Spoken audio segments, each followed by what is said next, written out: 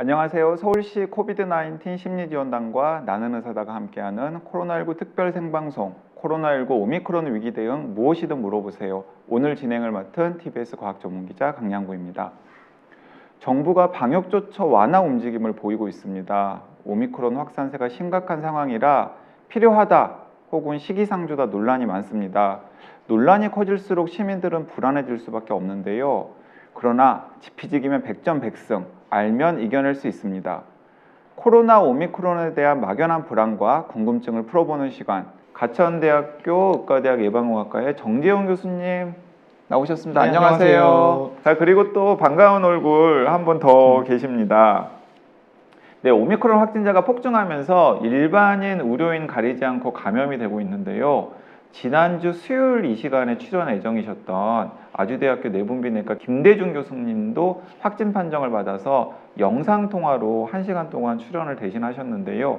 일주일이 지난 지금은 김대중 교수님 몸 상태가 많이 좋아지셨는지 다시 연결해 보겠습니다. 네, 김대중 교수님도 화상으로 연결돼 있습니다. 김대중 교수님. 대병원 김대중입니다. 자, 그러면 오늘 제가 듣기로는 재택격리 해제가 되신 걸로 알고 있는데 맞습니까? 제가 검사를 화요일 날 받았었거든요. 네. 그래서 화요일부터 해제인 거죠.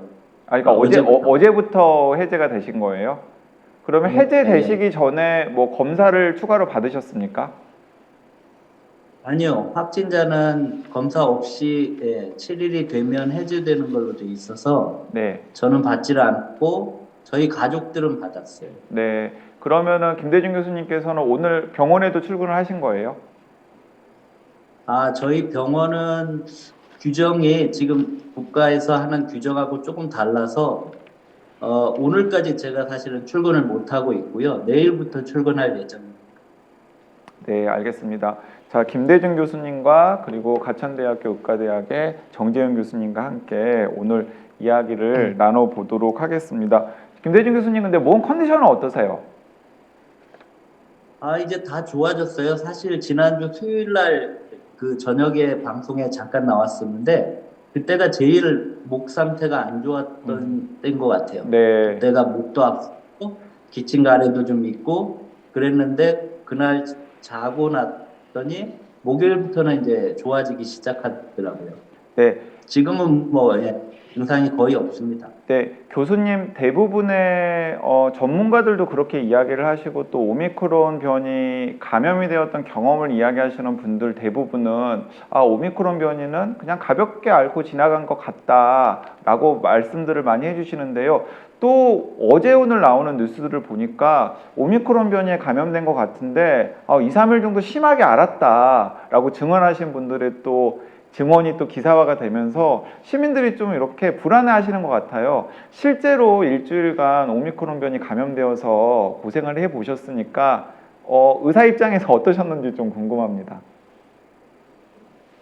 뭐 제가 아무리 의사라고 해도 저도 확진이 됐다 하는 순간 굉장히 불안감이 없지 않았고요. 네. 근데 다행히 저는 무사히 이렇게 한 2, 3일 증상이 좀 심해지다가 사라졌는데 제가 병원에서 또 코로나 대응팀에서도 일을 하는데 계속 문자가 오는 거 보면 안 좋아져서 입원하는 환자들도 있기 때문에 무조건 안심할 수는 없고 그런데 이제 저처럼 뭐 평균적인 사람들은 크게 문제는 없지 않나.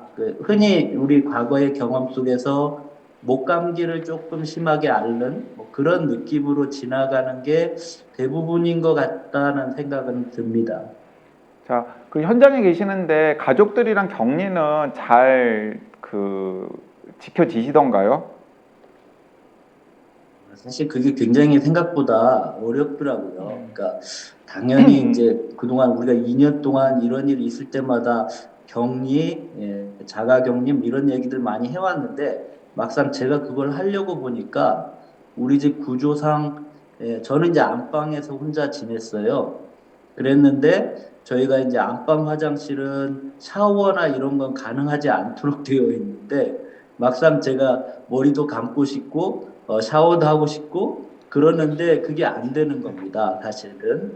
그래서 이제 그럴 때는 같이 쓰는 화장실을 쓸 수밖에 없었고 제가 다른 가족들 다 씻고 나서 제일 마지막으로 씻고 또 와이프가 또 소독도 하고 뭐 이런 게 굉장히 거추장스럽고 그러면서도 이게 잘 지켜지기가 쉽지 않은 그러면 이제 걱정스러운 건 내가 제 아내나 딸애한테 혹시 감염을 시킬 수 있지 않을까 뭐 이런 염려가 계속 되는 일주일 생활이었던 것 같아요.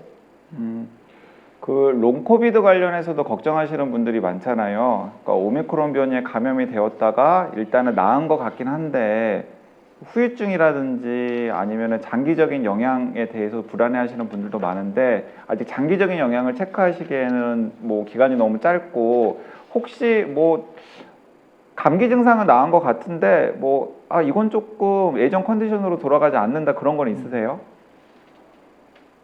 저는 뭐 사실 아팠다고 하기도 어려운 사람이니까 아마 제가 그 코로나19의 후유증을 경험하기는 어려울 것 같아요. 그러니까 소위 코비드 신드롬이라고 하는 건 아주 심하게 네. 육체적으로 정신적으로 아주 심하게 앓은 사람들 얘기일 것 같긴 한데 뭐 상황은 좀 지켜봐야 되겠죠. 어떤 문제들이 저한테 발생하는지 뭐 좀 지켜볼 예정입니다.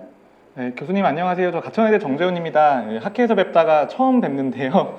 그 지난주에 엄중직 교수님이 예. 나오셔가지고 자가격리 할 때 지켜야 되는 생활 수칙 같은 것들을 말씀을 되게 많이 해주셨거든요. 근데 그 중에 환기를 2시간 정도 해라. 아니면 집에 주방을 사용할 때에는 소독제로 소독을 하는 게 좋겠다. 이런 말씀들을 해주셨는데 교수님께서는 집에서 계실 때 어떤 주로 방역 조치나 아니면 생활의 수칙 같은 것들을 준수하셨는지 좀 그게 궁금합니다. 아까 얘기한 것처럼 혼자 안방을 쓰게 됐었고요. 그 다음에 아침에 일어나면 문을 활짝 열고, 꽤 오랜 시간을 공기를 순환시키는 뭐 그런 걸 좀 음, 했고, 최대한 저랑 와이프랑 딸애가 동선이 겹치지 않도록 했고, 그 다음에 이제 식사는 어쩔 수 없이 이 일회용기 같은 걸로 이제 안방으로 와이프가 갖다 주면 거기 혼자서 그렇게 식사를 하도록 했고, 뭐 이제 움직일 때는 혹시라도 이제 제가 아까 얘기한 것처럼 화장실을 써야 되는 상황이면 손 소독제를 해서 손을 좀 소독하고 밖에 나갔고 서로 이제 만나지 않도록 하는데 노력을 했고 그러면서도 계속 걱정은 되더라고요. 혹시 와이프가 이제 제가 확진된 다음에 바로 와이프랑 딸애가 이제 PCR 검사를 했을 때 음성이었거든요. 다행이다 싶었는데 일주일 생활하는 내내 이제 그게 또 걱정되잖아요. 네. 그래서 어제 와이프랑 애들 또 검사를 받았는데 다행히 음성이어서 우리가 그냥 생활하면서 크게 무리는 잘 지켰나 보다 그랬는데 마지막 되니까 또 걱정이 뭐냐면 이게 바이러스가 얼마나 이 안방에서 살아 있을까 이런 걱정이 이제 드는 거예요. 네. 제가 사용했던 침구나 이런 것들을 어떻게 처리해야 되나 이런 것들이 의외로 여러 가지가 신경 쓰이는 게 되게 음, 많은데 좀 어려웠어요. 그리고 그, 지금도 그래서 일단은 안방은 사용하지 않고 놔두고 저는 이제 또 거실에서 며칠은 또 자자 뭐 이렇게 또 하고 있습니다. 사실 그 제3자 입장에서 쿨하게 조언을 드리면 큰 문제는 없을 것 같다는 생각이 들긴 드는데요. 막상 병원에 계시는 의사 선생님이시지만 당사자시니까 여러 가지 걱정이 드실 것 같은데 저는 사실 이런 것도 궁금하거든요. 제가 감염이 되었을 때 제일 좀 걱정이 되고 공포스러운 상황이 저희 그 와이프한테 구박받는 일이거든요. 도대체 어디서 코로나 걸려가지고 우리를 이렇게 힘들게 하느냐. 혹시 가족들한테 구박은 받지 않으셨어요? 뭐 굉장히 와이프가 꼭꼭 참고 있는 것 같긴 한데 나 때문에 계속 고생하고 있는 그런 상황이죠. 예. 교수님께서 우리나라의 대표적인 당뇨병의 권위자시잖아요. 그런데 자가격리 생활을 해보시니까 자가격리 과정에서 당뇨병 환자들이 겪을 수 있는 어려움 같은 것들을 조금 여러 가지 알게 되셨을 텐데 당뇨병이 있으신 자가격리 중이신 분들에게 좀 해주실 말씀 같은 게 있으실까요? 제일 중요한 건 뭐 당연히 이제 약을 잘 먹는 거겠죠. 당뇨 환자라고 한다면 이제 약을 복용하는 분들이 많을 텐데 정해진 대로 약을 잘 드시는 것뿐만 아니고 어쩔 수 없이 그 작은 방 안에서 갇혀서 생활을 해야 되다 보니까 생활 패턴을 그래도 원래 하던 방식대로 예를 들면 시간이 되면 일어나야 되고 일어나서 활동이 시작돼야 되고 이제 그 작은 반경 안에 있다 보면 그 안에서라도 조금 움직여야 되고 뭐 이런 노력들이 필요할 것 같아요. 그리고 나중에도 이제 그 말씀을 드리려고 했는데 당뇨 환자라면 이제 혈당에 어떤 변화를 보일지가 궁금하잖아요. 네. 예, 그 아픈 상황 때문에 수시로 평소보다는 더 자주 내 혈당이 어떻게 높아지는지 뭐 떨어지는지 이런 거를 혈당 검사를 해 보면서 모니터링을 하는 게 필요할 것 같습니다. 네, 알겠습니다. 그 일상적인 상황에서도 그 당뇨 환자들이 지켜야 될 기본적인 건강관리 지침 같은 게 있을 것 같은데요. 뭐 손 씻기나 마스크 같은 방역 수칙을 지키는 것은 기본일 테고, 혈당 체크를 더 자주 모니터링하는 것도 도움이 될까요? 그럼요. 그거는 굉장히 중요하고 지금 얘기 드린 것처럼 이제 아프게 되면 저희가 환자들한테도 평소에 뭐라고 하냐면 아픈 날에 어떤 행동을 해야 되는지 어떻게 관리해야 되는지를 이제 진료실에서 종종 얘기하게 되는데 아프게 되면 식사하는 게 평소하고 달라질 거거든요. 그러면 평소보다 식사를 적게 할 가능성이 되게는 많겠죠. 그러면 이제 인슐린 주사를 음, 맞는다든지 경구약을 먹는 경우에 잘못하다가는 식사는 적게 하면 약이 세지는 상황이 생길 수 있고 그러면 저혈당이 올 가능성도 있어요. 그리고 뿐만 아니고 좀 전에 얘기한 것처럼 몸이 아프고 막 스트레스를 받으면 반대로 혈당이 많이 올라갈 가능성도 있어서 어느 방향으로 가는지는 사실은 당해봐야 아는 일이긴 한데 그런 몸의 변화를 수시로 확인하려면 결국은 혈당을 좀 재보는 게 제일 좋겠죠. 교수님 그러면 그 혈당 체크를 할 때 언제 측정하는 게 가장 권하고 싶으신 방법인가요?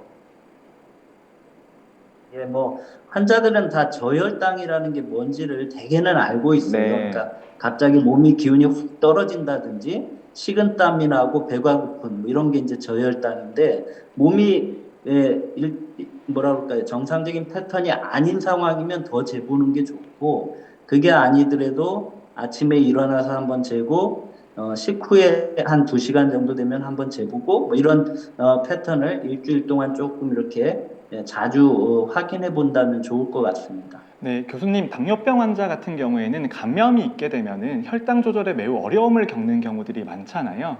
그러면 코로나19의 합병증이 아니라 감염 때문에 당뇨병이 악화되는 것 같다. 이런 상황들이 있을 것 같은데 이런 상황들을 잘 알 수 있는 방법들이 있을까요? 글쎄요. 근데 이게 굉장히 단기간에 일어나는 일이어서 뭐 크게 합병증으로까지 이어지기는 어려울 것 같기는 음, 한데 이제 문제는 취약한 분들이잖아요. 예를 들면 연세가 아주 많으신 분들이라든지 또는 내가 이제 재택을 하고 있지만 지금은 뭐 당장에는 기침 조금 나고 목이 아픈 정도인데 상황이 급격히 나빠지는 분들 있을 수 있잖아요. 예를 들면 호흡곤란이 생긴다든지 폐렴으로 혹시라도 진행하는 이런 분들은 혈당보다는 오히려 그런 어떤 생활 아까 뭐 얘기한 것처럼 산소 포화도 얘기도 하셨는데 뭐 이런 모니터링이 사실은 더 필요할 것 같고 그런 변화를 잘 이렇게 감지하는 게 필요할 것 같고요. 물론 혈당이 갑자기 너무 높게 올라간다는 음, 경우 예를 들면 뭐 400, 500 이런 혈당이 며칠씩 지속되면 잘못하면 그런 취약한 분들은 확 나빠져 버릴 수 있거든요. 음. 예, 만약에 이제 그렇다면 재택을 하면 안 되겠죠. 당연히 이제 그런 분들은 아마 병원에 연락을 해서 입원하는 조치를 좀 받아야 될 겁니다. 교수님, 제가 잘 몰라서 추가로 질문을 드리는데, 이제 원래 염증이 생기면 혈당이 좀 올라가는 경향이 있는 것으로 알고 있는데, 당뇨 환자들의 경우에는 코로나에 감염되면 평소보다 혈당이 좀 높아질 것 같은데 낮게 나오는 경우가 오히려 많나 봐요. 아니요. 그러니까 염증, 감염이라는 상황에서는 혈당이 올라갈 가능성이 많은데 네. 이제 문제는 먹는 거가 이제 어떻게 변하느냐의 문제인 것 같아요. 잘 못 먹게 되면 네. 아플 때 막 식욕도 떨어지고 잘 못 먹게 되면 상황에서 갑자기 평소에 먹던 약을 그대로 유지하다 보면 갑자기 저혈당이 빠질 수 있는 거죠. 저희가 이제 코로나가 아니더라도 응급실에서 자주 만나는 상황이 이제 그런 거거든요.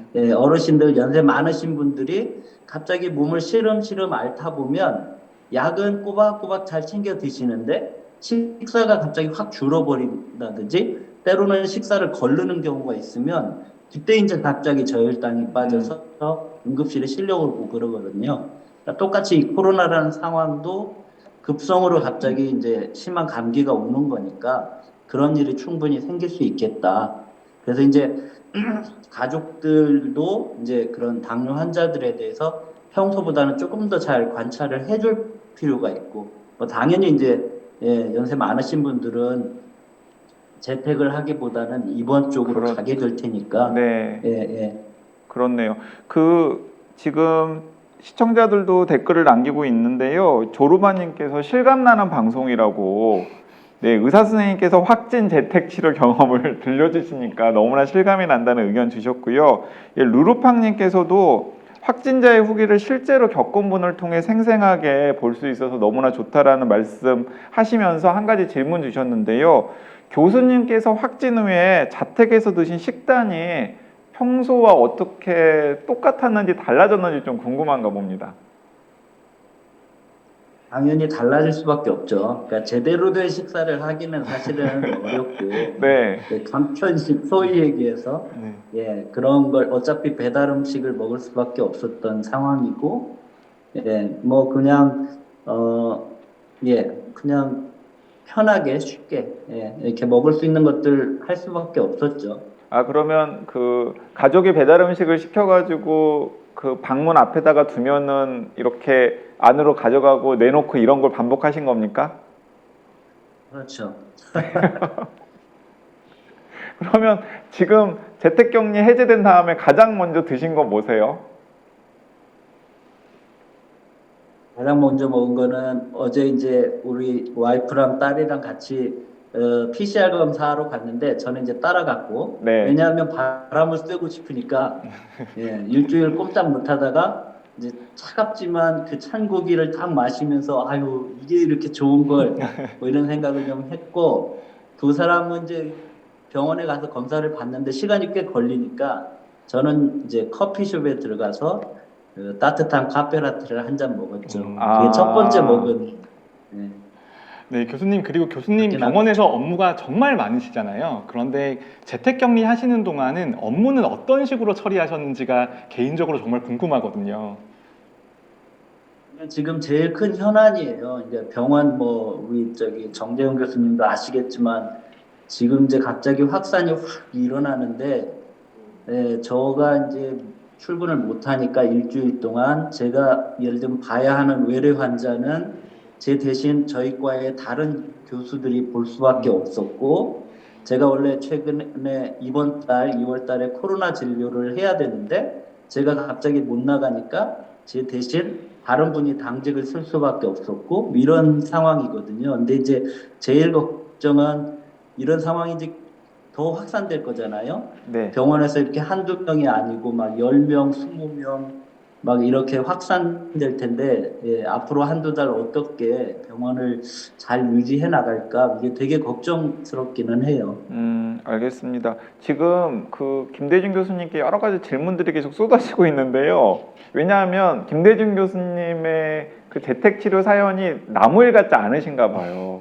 나에게도 닥칠 수 있는 일이라는 생각들이 많이 드신가 봅니다. 검은콩 두유님께서도 교수님께서 격리하실 때 어떤 게 제일 답답하셨는지, 그리고 그렇게 답답하실 때 무엇을 하셨는지 궁금하다고 질문을 남기셨습니다. 제가 사실 이제 일주일 어쩔 수 없이 쉬어야 되니까 책이라도 좀 열심히 읽어야 되겠다. 그랬는데 실제로 책은 한 200페이지 정도밖에 못 읽었고요. 저 김대중 교수님 소셜미디어 엄청 열심히 하셨던 것 같던데.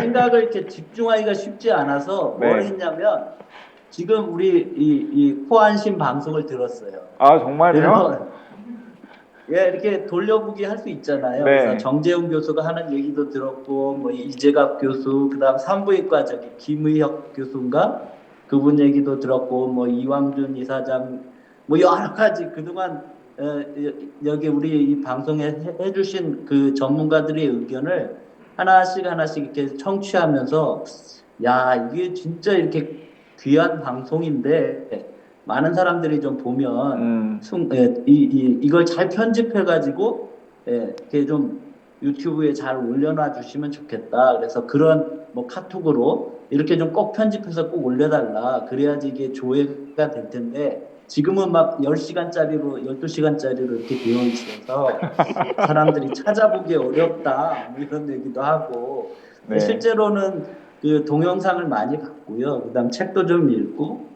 또 글도 좀 쓰고 다이어리도 사실 썼어요. 그러니까 코로나 일기 아, 하루하루 코로나19. 뭐 이런 얘기도 그것도 좀 써보고. 근데 저는 제일 답답했던 거는 안타깝게도 보건소에서 연락이 안 오는 거예요. 제가 확진이 됐다는 거는 제가 병원에서 검사를 했기 때문에 저희 병원 감염관리실에서 아침에 전화를 수요일 날 아침에 받았는데 그 뒤로 일요일까지도 보건소에서 연락이 안 와요. 아, 그러니까 왜 그렇게 됐나 수요일 하고 날 그러면 확진 통지를 병원에서 확인을 했는데 목, 금, 토, 일 그러니까 나흘간 보건소에서 통지를 못 받으신 거군요. 아마 제가 이제 근무는 수원에서 하고 있고 거주지는 성남시니까 이게 혹시 거기를 이렇게 행정적으로 넘어가는 게 이렇게 쉬운 일이 아닌가 그러면서 제가 제일 크게 생각했던 거는 자동화라는 생각을 했어요. 자동화. 네. 이게 무슨 얘기냐면 지금 이렇게 우리가 1,000명, 2,000명 생길 때는 보건소 직원들이 수작업으로 일일이 다 확인하면서 뭔가를 하겠지만 10,000명도 아니고 10만 명까지 가는 상황인데 이거를 보건소가 행정 업무를 옛날 방식으로 해버리면 거기서 그냥 병목 현상이 생겨서 그 뒤로 아무것도 안 되는 거잖아요. 그렇죠. 네. 그러면 예를 들면 확진자 입장에서는 내가 확진 통보를 받으면 그 순간 바로 뭔가 프로세스가 진행되기를 바라는 건데 그게 업무가 쭉 차단돼 있으면 굉장히 불안해할 거 아니겠어요? 그러면서 생각이 든 거가 왜 이거를 굳이 일일이 사람이 다 하고 있을까? 그냥 어떤 프로그램 상으로 세팅을 해놓고 자동적으로 보낼 거는 자동적으로 보내져 버리면 훨씬 더 그것이 이 확진자들한테 안심이 될 것 같은데 왜냐하면 나를 챙기고 있구나 하고 느낄 거잖아요. 이 대목은 그런 제가 부분들이 대신 따져드릴게요. 아, 정재훈 교수님 왜 안 되고 있는 겁니까? 저희들이 확진 경험이 없어서 그런 실제 경험을 바탕으로 한 정책 수립이 참 어려운 것 같습니다. 그런데 이제 아까 김수정 교수님도 말씀해 주셨는데 그렇게 참 많이 불편하신 부분들이 있고 그리고 그 불편한 부분 중에 상당수가 이런 행정적인 여력이 모자라기 때문이라고 생각을 하거든요. 그래서 행정적인 여력을 조금 더 프로세스를 개선하는 방안이 앞으로는 있어야 될 것 같고요. 근데 이미 너무 유행이 극심해지고 있는 시기라서 현장의 인력들의 여력이 많이 모자라지 않나 생각을 합니다. 네, 알겠습니다. 김대중 교수님, 이 방송 제작하고 있는 청년의사에서 긴급 지금 메시지가 왔는데요. 김대중의 코로나19 청년의사에 연재하자고. 재택 치료 기간에 다이어리에 쓰셨던 내용 방출하시라고 지금 긴급 메시지가 와서 일단은 전해드리고요. 그리고 또 이런 질문이 있습니다. 슬원님께서 코안심 열혈 시청자셨는데 사심 없이 뭐가 제일 재밌었냐고. 뭐가 재밌어요? 네, 게스트 중에서 원탑이 누구였는지, 어떤 게스트가 가장 유용했는지. 여기 정재훈 교수 있지만 정재훈 교수 눈치 보지 말고.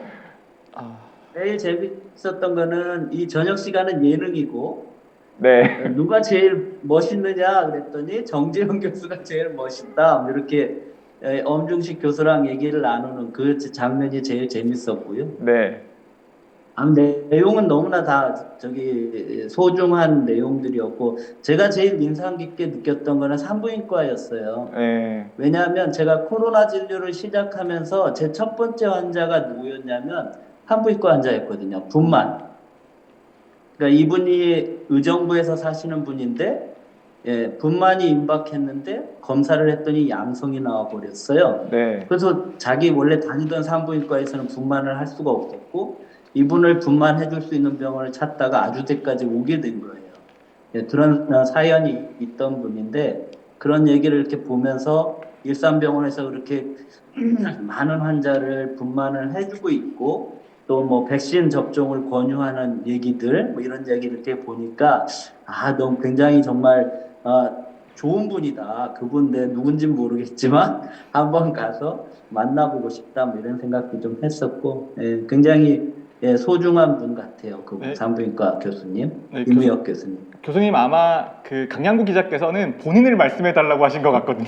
전혀 뉴스 아닙니다. 진행할 때 항상 너무 즐겁게 진행해 주셔가지고 저도 볼 때마다 너무 즐겁게 봤습니다. 네. 아니 그게 아니고 저는 게스트 중에서 어떤 게스트가 원탑이었는지를 좀 순위를 좀 매겨주시라고 질문을 드렸었고요. 그 기왕에 정재윤 교수가 운을 띄웠으니까 그 저녁 방송 진행하는 그 본인이 웃기다고 생각하는 박재영 주간이랑 저 중에서 누가 더 진행을 재밌게 잘하던가요? 엄마가 좋아, 아빠가 좋아, 약간 그런 느낌이. 진행은 과학 전문 기자가 낫겠죠. 네, 강양구 기자가 더 낫죠. 지금 앞에서 박재영 주가 굉장히 새침한 표정을 지금 짓고 계시는데요. 나중에 한마디 할 것 같습니다. 네. 자, 그 지난주 수요일 날 김강진 교수님과 함께 당뇨 환자들과 관련된 이야기 잠깐 나누다가 못한 이야기 있어가지고 그 질문도 좀 힘드시겠지만 시간 가기 전에 질문 드리려고 하는데요. 그 코로나에 감염됐다가 회복한 사람들이 당뇨에 걸릴 확률이 높다라는 그 연구 결과가 있어가지고 궁금해하시는 분들이 있는데 일단 사실인지도 궁금하고요. 그리고 또 뭐 만약에 사실이라면 어떻게 예방해야 되는지 이런 것도 좀 궁금합니다.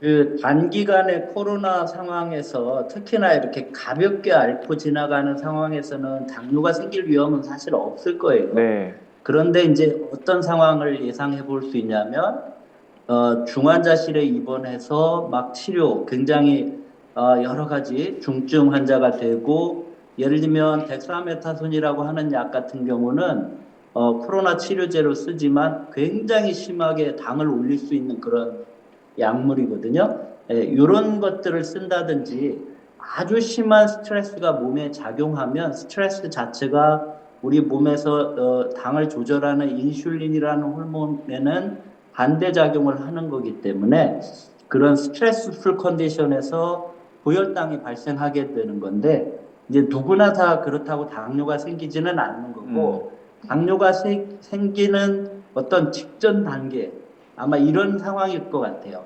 거의 당뇨가까지 가 있는 사람이 그런 심한 스트레스를 받으면 당뇨로 이완되는 갑자기 심한 고혈당이 유발되는 뭐 이런 문제가 있고요. 또 한 가지는 사실은 이걸 이론적인 부분인데 실제로는 그런지는 잘 모르겠지만 우리가 코로나가 처음 시작될 때부터 영어로 ACE2라고 하는 수용체 네. 이게 이 코로나 바이러스가 우리 몸에 들어가는 그런 통로 뭐 수용체로 작용한다고 되어 있는데 이게 췌장 베타 세포에도 그 수용체가 있다고 그래요.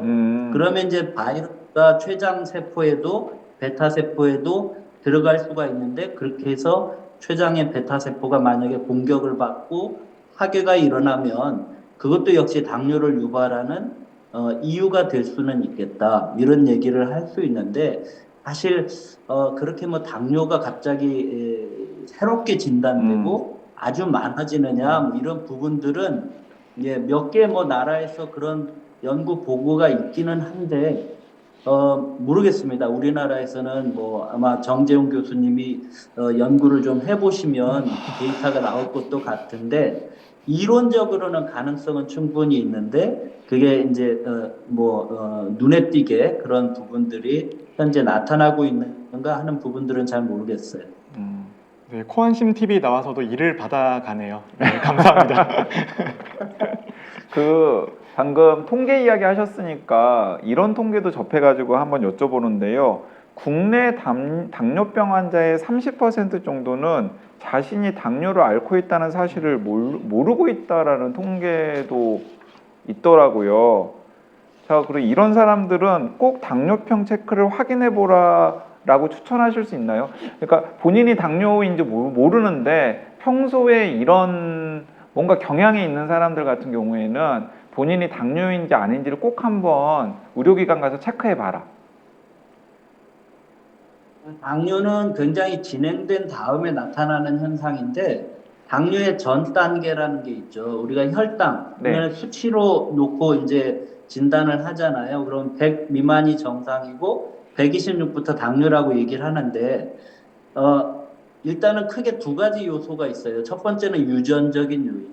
그러니까 내 부모나 내 형제들 중에 당뇨가 있느냐. 이게 이제 굉장히 중요한 위험 요인이고 네. 두 번째로는 내가 얼마나 비만한가, 특히 복부 비만, 얼마나 비만도가 심한가 하는 건데, 아까 이제 20-30%가 당뇨인지 모르고 있다고 얘기를 하셨는데, 요즘 특히 이제 안타깝게도 20대, 30대 이렇게 젊은 연령에서 심한 비만을 갖고 있는 사람들이 좀 많아지고 있어요. 네.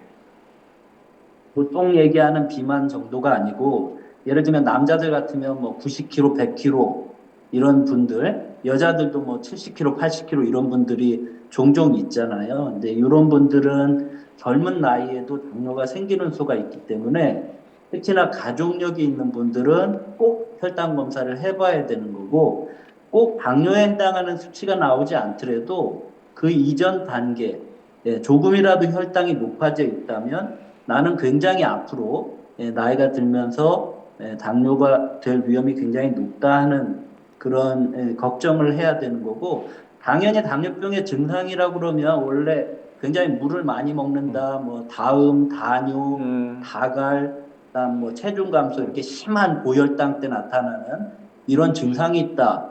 그러면 이유 없이 막 살이 빠진다, 물 많이 먹힌다. 그러면 그건 진짜로 당뇨병이 있을 확률이 높으니까 그런 분들은 꼭 혈당 검사를 해야 되겠죠. 네, 알겠습니다. 자, 교수님 이제 마지막 질문인데요. 어쨌든 지금 뭐 재택치료 일주일 하시고 나서 바로 출연해 주셔가지고 너무나 감사한데 지금 사실은 이제 누가 걸려도 이상하지 않은 상황이잖아요.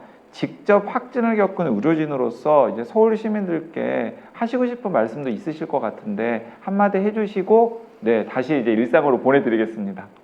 사실 저도 처음에 걸렸을 때는 굉장히 민망하기도 하고 또 뭐 막 죄스럽다는 느낌? 내가 막 우리 병원에 이제 다른 사람들한테 민폐를 끼친 굉장히 막 당황스럽고 네. 죄스럽고 뭐 이런 생각이 들었는데 이게 이제 너무 크게 번지니까 이게 뭐라 그럴까요? 뭐 막 그렇게 죄책감에 시달릴 문제는 또 아니다 하는 생각도 드는데 그래도 우리가 개인으로서 해야 할 뭐라 그럴까요? 이 공동체를 잘 유지하기 위해서 해야 할 노력들을 가능하면 해주는 게 좋을 것 같아요. 특히나 지금 뭐 이렇게 9만 명, 10만 명 막 이렇게 올라가는 상황이면 또 내 가족에게 피해를 줄 수도 있고 여러 가지 이슈들이 있으니까 조금 생활을 좀 조심스럽게 하면서 이 상황을 좀 잘 슬기롭게 이겨내야 되지 않을까 생각이 듭니다. 네, 알겠습니다.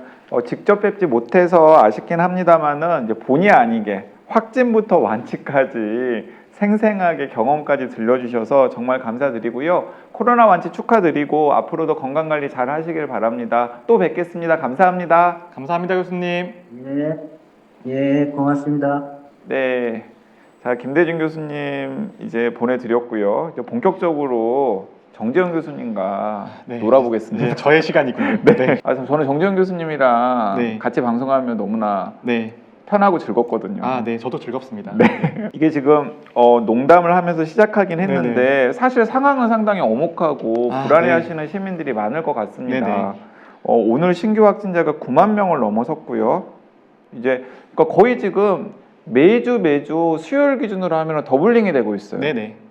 25,000명에서 5만 명 되고 5만 명에서 지금 9만 명 되고 그러면은 다음 주 수요일이 되면은 15만 명 혹은 15만 명에서 20만 명 사이가 나와도 이상하지 않는 네네. 상황인데 자, 정재영 교수님께서 애초에 예상했던 것보다 오히려 증가폭이 가파라 보이기도 하는데 어떻습니까? 아닙니다. 저희가 마지막에 드렸던 결과 그대로 따라가고 있습니다. 아직까지는 다행스럽다고 말하면 너무 슬픈 이야기지만 유행을 예측하는 사람들의 입장에서는 자기의 모델이 잘 맞는다라는 것도 매우 중요한 상황이거든요. 그렇죠. 네. 그런데 유행을 예측하는 사람들이 기준점으로 잡는 요일이 있습니다. 그게 바로 수요일이고요. 수요일은 화요일 확진자가 수요일에 발표가 되는 것인데 화요일이 어떻게 보면 주말 효과가 완전히 사라지고 진단검사가 정상화되는 시점이 화요일이거든요. 그래서 화요일 기준의 확진자를 보게 되면 가장 정확한 추세를 볼 수 있다라고 저희들이 생각을 하고 있고요. 그래서 매주 수요일 0시에 발표되는 확진자 숫자들을 가지고 이 추이를 그냥 계속해서 살피는 거죠. 네, 저희들이 가장 간단하게 볼 때는 수요일자 숫자만 보고 있고요. 그리고 제가 오늘 전화도 진짜 많이 받았는데 언론 기자님들이 항상 요일별 패턴이 있으세요. 기자님들도 요일별 패턴이 있으신데 수요일, 목요일은 위기가 너무 강력하게 진행되는 것이 아닌가요? 유행이 너무 진행되는 것이 아닌가요? 라고 하시다가 한 일요일쯤 되면 한 5일 정도 증가 추세가 둔화되었는데 이제 유행의 정점에 도달한 것이 아닌가요? 이렇게 많이 말씀을 하시더라고요. 그런데 확실하게 이 확진자의 숫자라고 하는 것이 요일별 패턴이 분명하게 존재하고 그 요일별의 패턴을 저희가 어느 정도 보정을 할 수밖에 없는 상황이라서 전 항상 유행 상황을 보실 때에는 수요일 날 발표되는 화요일 0시 기준의 확진자 숫자를 보셔라 라고 말씀을 드립니다. 자, 그러면 정 교수님 이제 서울 시민들도 감 잡으셨을 테니까 이번 주 수요일 날 지금 9만 명 정도가 나왔고 다음 주 수요일 날 15만 명이 나왔고 그 다음 주 수요일 날 17만 명이 나왔고 그 다음 주 수요일 날 뜻밖에도 18만 명. 네네. 이런 식으로 나오면 이건 증가 추세가 조금 정점으로 가고 있는 건가? 라고 생각해도 되는 건가요? 정말 너무 정확하게 말씀해 주셨는데요. 저희가 지금의 과거의 3주와 앞으로의 1주, 2주 정도는 100%씩 증가하는 주입니다. 거의 100%에 가깝게 증가하는 주인데 이 다음 주, 2주 후부터는 증가 속도가 확연히 둔화되기 시작할 거고요. 그리고 지난주 대비해서 한 50% 정도밖에 안 늘었다. 그 다음에 30% 정도만 늘었다. 이러면은 점점 정상에 도달해 가고 있는 것이거든요. 근데 저희 팀이 예상하기로는 이제 다음 주부터는 더블링으로 증가하는 것들은 거의 끝날 것으로 예상을 하고 있고, 그리고 그 다음 주 정도가 되면은 아마 한 30에서 40% 정도까지 이제 증가하면서 점차 정점에 도달할 것으로 보이는데 지금 몇 가지 문제가 있습니다. 네. 유행 예측을 하는데 몇 가지 문제가 있습니다.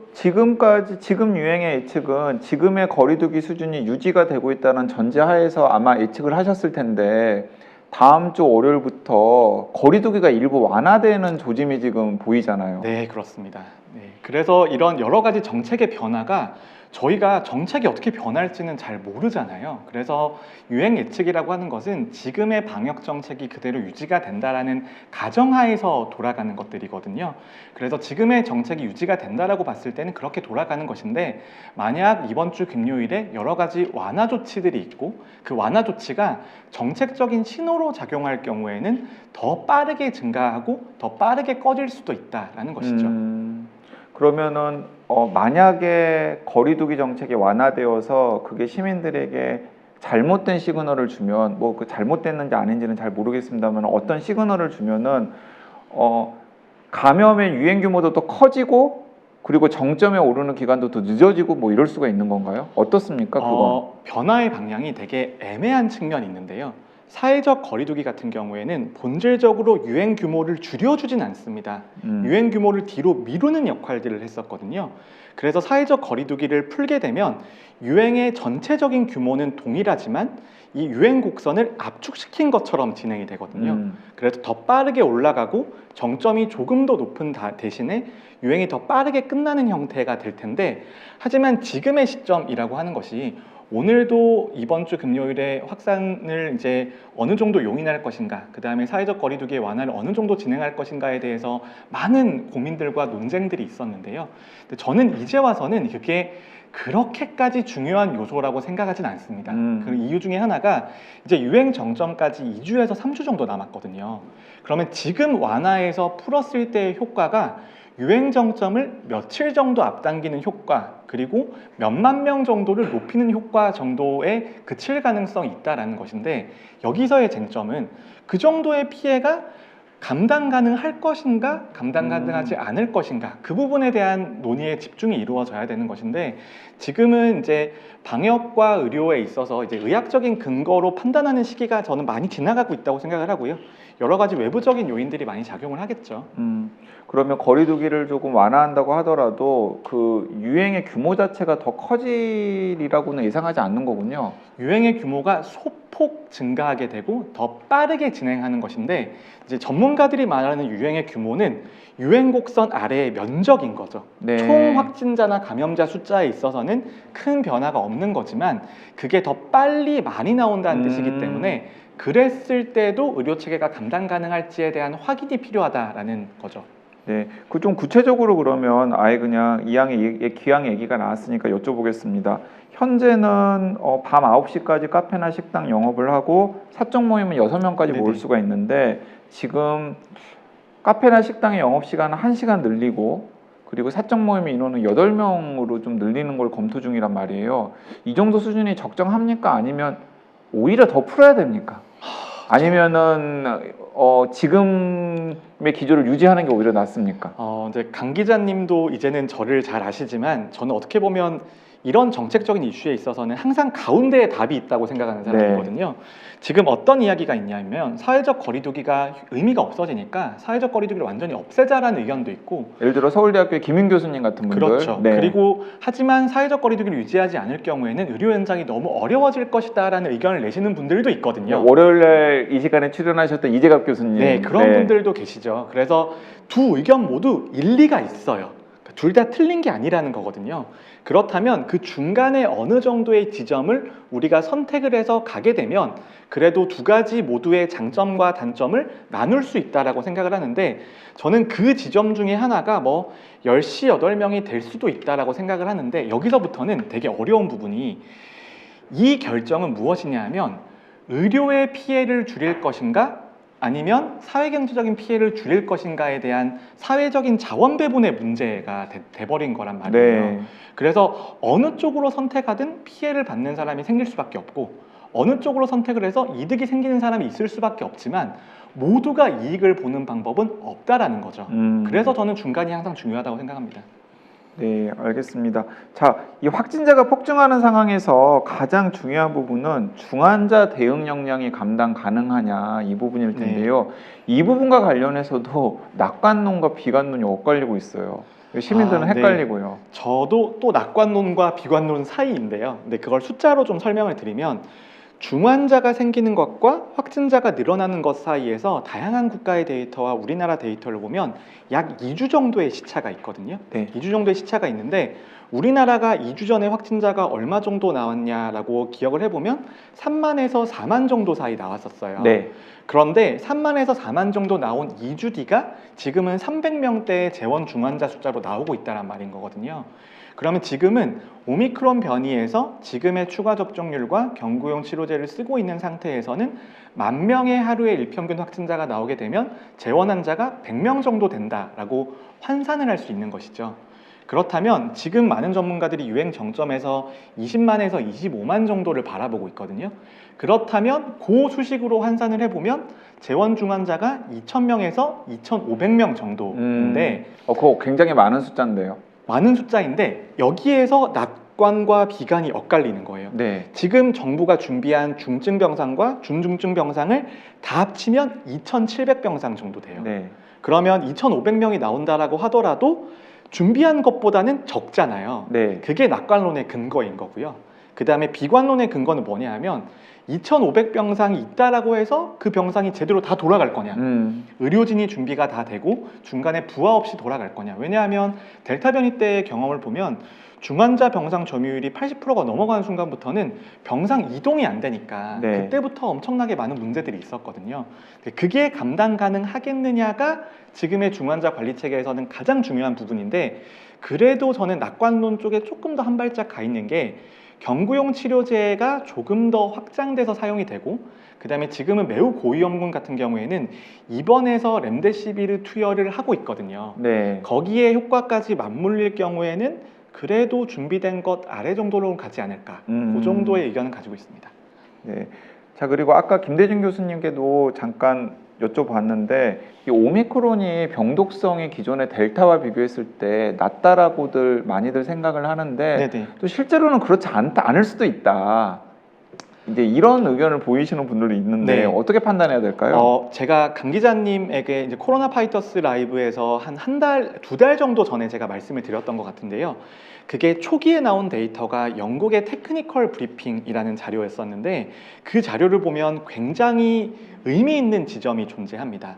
오미크론 변이의 중증화율이 분명히 델타 변이의 30% 정도까지 감소해 있었거든요. 그런데 그 감소한 지점이 어디인지를 찾아보면 다시 한번 재감염된 사람들에서 중증화율이 떨어지는 경향들이 보였고, 그리고 추가 접종이 진행된 사람들에서 중증화율이 많이 떨어지는 패턴들이 보여서 그거를 다 합쳐놓고 보니까 중증화율이 델타 변이의 한 30% 정도 되는 것 같다. 네. 이런 데이터가 나와 있었는데, 그 효과를 다 통계적인 방법으로 제거하고 보면 실질적으로 오미크론 변이의 중증화율은 델타 변이의 한 80%에서 뭐 한 낮게는 60% 정도는 되는 것 같다라는 그런 데이터들이 있었거든요. 네. 그런데 거기에 대해서 미국에서도 동일한 결론이 나왔습니다. 실질적으로 오미크론 변이가 중증화율이 감소하는 비율이 존재는 하지만 그 비율이 그렇게까지 크진 않고, 대부분의 중증화율 감소는 재감염된 사람들에서 중증화율이 떨어지는 것, 그 다음에 접종을 한 사람에게 중증화율이 떨어지는 것에서 나오고 있다라는 그런 데이터들이 나오고 있어서, 그러니까 이제 백신 미접종자를 기준으로 놓고 보면 델타 변이와 오미크론 변이의 병독성을 비교를 했을 때 사실은 드라마틱하게 차이가 나지는 않는데 하지만 백신 미접종자도 과거에 감염이 되었었으면 더 많이 줄어드는 거고. 근데 이제 우리나라 같은 네네. 경우는 감염되신 없죠. 분들이 굉장히 없잖아요. 없죠. 네네. 하지만 우리나라는 그만큼 접종을 안 하신 분들의 숫자도 많이 줄어들어 있는 네. 상태니까 그래도 어느 정도 그래도 오미크론 변이가 중증화율이 감소해 있다는 것은 매우 좋은 상황이고, 그리고 거기에 더해서 추가 접종, 그다음에 과거 감염의 효과 같은 것들이 결합되었을 때는 더 나아질 거다라는 부분인데, 이 부분이 저는 굉장히 중요하다고 생각을 하는 게, 재감염된 사람들의 중증화율이 많이 떨어진다라는 것은 오미크론 변이 유행에서 감염이 되신 분들도 그 다음 변이에 있어서도 중증화가 떨어지는 효과가 우리나라에서도 계속 발휘가 될 거라는 거거든요. 네. 그런 의미 때문에 저는 오미크론 변이 다음 유행이 오미크론 변이만큼은 힘들지 않을 거다라는 그런 예상들을 하는 거죠. 그 부분 관련해서는 지난주 금요일 이 시간에 카이스트 의과학대학원 의과학대학원 신희철 교수님께서 여기 정말 두 대가들이 시간에 정말 많이 나오는 걸쳐가지고 방송이거든요. 명강을 해주셨죠. 네. 그 강의를 들으신 분들이 있다면은 분명히 방금 정재영 교수님께서 하신 이야기가 무슨 의미인지를 명확하게 이해하시리라고 생각합니다. 정재영 교수님, 약간 화제를 바꿔서 네. 혹시 반려동물을 키우셨거나 혹은 키우고 계시나요? 네. 저희 집에 매우 그 속썩이는 여동생 같은 멍멍이가 한 마리가 있는데요. 저희 의과대학 본과생활 때부터 같이 했던 볼이라는 강아지가 있는데, 지금은 결혼한 여동생과 함께 새오빠를 찾아서 잘 살고 있습니다. 아, 그렇군요. 개를 키우셨는지는 몰랐는데. 저희 개도 여러 번 키웠었고요. 고양이도 집에 있었던 적이 있습니다. 네. 네. 저는 반려동물 매우 좋아합니다. 자, 그래서 지금 새로운 손님을 한분 모시려고 하는데요. 이 코로나 바이러스가 확산되면서 반려동물 키우는 사람들이 이런 걱정을 합니다. 내 반려동물은 괜찮을까? 반려동물에 대한 걱정과 고민 해결하지 않을 수 없는데요. 그래서 이 시간에는 수의사이자 데일리벳 기자이신 이학범 수의사 연결해서 코로나 시대 반려동물의 안전과 건강에 대해서 알아보겠습니다. 네, 이학범 수의사님. 네, 안녕하세요. 데일리벳 이학범입니다. 네, 안녕하세요. 반갑습니다. 수의사님이 호칭 편하세요? 기자님 호칭이 편하세요? 수의사가 날 것 같습니다. 아, 네, 수의사가 나을 것 같으세요? 네, 알겠습니다. 질문 바로 드리도록 하겠습니다. 이 반려동물 키우는 분들의 걱정 중 하나는 내가 코로나에 걸려서 격리가 되었을 때 반려동물에게 옮기면 어떡하나? 뭐 이런 고민이 있는데요. 반려동물이 주인에게 코로나가 감염되어서 확진됐던 사례가 있습니까? 실제로 전 세계적으로 현재 국제기구에 보고된 사례에 따르면은 지금 35개국에 19종류의 동물들이 무려 645마리가 코로나19에 감염이 됐습니다. 음, 근데 뭐 개, 고양이, 사자, 호랑이, 뭐 퓨마 되게 다양한 동물들이 있는데요. 개, 고양이를 중심으로 한 반려동물은 이 확진자 보호자가 반려동물에게 전파를 시키는 경우고요. 동물이 사람에게 전파시킨 경우는 없기 때문에 네, 이제 내가 동물에게 전파시킬 걱정을 좀 하실 수 있겠지만 반대의 경우는 걱정하지 않으셔도 아, 괜찮습니다. 그러니까 반려동물이 코로나에 걸렸다고 그래서 그 코로나 바이러스가 나한테 오는 경우는 거의 없고, 사실은 아직까지 보고된 바가 없고, 예, 반대로 사람이 코로나 바이러스에 감염되었을 때 그 반려동물을 감염시키는 사례는 있다라고 이해를 하면 될 것 같은데, 혹시 네. 중등도나 사망률 수치 같은 것도 있나요? 그런 게 없는데요. 네. 이제 연구는 좀 진행이 됐습니다. 그래서 그런 걸 좀 살펴보면은 사람보다는 확실하게 감염률이나 뭐 치사율이 훨씬 떨어진다고 알려져 있고요. 그러니까 개랑 고양 떨어진다라는 이야기는 증상이 있거나 혹은 사망하는 사례가 있기는 있는 거네요. 입니다. 네. 증상이 나타나는 경우도 있고 사망하는 경우도 있긴 한데 사람보다는 훨씬 낮은 걸로 이제 알려져 있고 개랑 고양이를 비교하자면 개보다는 고양이가 조금 더 감염이 잘 되는 걸로 알려져 있는데 사람보다는 훨씬 낮기 때문에 너무 걱정하지는 않으셔도 될 것 같습니다. 네, 네. 이제 반려동물 같은 경우에도 저희 사람들 같은 경우에도 호흡기 증상이 있잖아요. 근데 저도 개를 키워보면 개가 감기에 걸렸다라는 걸 저도 느낄 정도로 콧물을 흘리거나 재채기를 는 경우가 있는데 이런 코로나19에 감염됐을 때 증상이 어떻게 나오나요? 네. 사람이랑 비슷한데요. 일단 증상이 없는 경우가 제일 많고요. 네. 증상이 만약에 나타난다고 하면은 뭐 기침이나 호흡곤란이나 뭐 구토, 설사 같은 좀 비특이적인 소화기 호흡기 증상을 보이기도 합니다. 음, 이런 비특이적인 증상이라고 하면은 사람도 무증상 감염이 상당히 많은 상황이잖아요. 그럼 동물에서도 무증상 감염이 있을 수 있다라는 그런 말씀이신 거죠? 있습니다. 그런데 이제 동물도 그래서 검사를 좀 하면은 좋은데 우리나라에서 반려동물이 코로나19 검사를 받으려면은 전제 조건들이 좀 있어요. 네. 우선은 보호자분이 코로나에 확진이 되셔야 되고 음, 그 상황에서 반려동물이 또 증상을 보여야지 검사를 받을 수 있거든요. 그 다음에 이제 확진 사례가 나오니까 실제로는 지금 알려지지 않은, 진단되지 않은 감염 사례가 꽤 있을 수도 있다고 추정할 수 있습니다. 아, 그러면 그 조건을 만족하면은 조건을 만족시킨다면 어떤 과정을 거쳐서 뭐 저는 PCR 검사 같은데 PCR 검사 같은 걸 하게 되나요? 네, 동물도 PCR 검사를 하는데요. 우리 이제 지자체에 보건환경연구원이랑 동물위생시험소라는 기관들이 있습니다. 아, 네. 그래서 네, 거기에 연락을 하면은 이제 담당하시는 분들이 나와서 시료를 채취하고 네, PCR로 검사를 하게 됩니다. 아, 그러면 그건 그 비용 없이 검사를 하는 건가요? 검사 비용은 무료이고요. 만약에 그 검사를 해서 만약에 반려동물이 코로나19 양성에 걸렸다고 하면은 어, 우리처럼 뭐 입원하거나 이러는 건 아니고 집에서 자택 격리를 하는 게 원칙입니다. 왜냐면은 반려동물이 사람에게 전파시킨 경우는 없기 때문에. 음. 그래서 집에 좀 반려동물이 이제 밖에 안 나가고 집에 자택 격리를 하면서 2주 뒤에 다시 한번 PCR 검사를 해서 음성이 나오면 격리가 해제가 됩니다. 아주 순수한 궁금증인데요. 저희가 아이들 검사를 네. 해보면 아이들 비인두 도마라는 거를 너무 아이들이 힘들어 하잖아요. 그러면 개나 네. 고양이는 어떤 식으로 검체를 채취를 하게 되나요?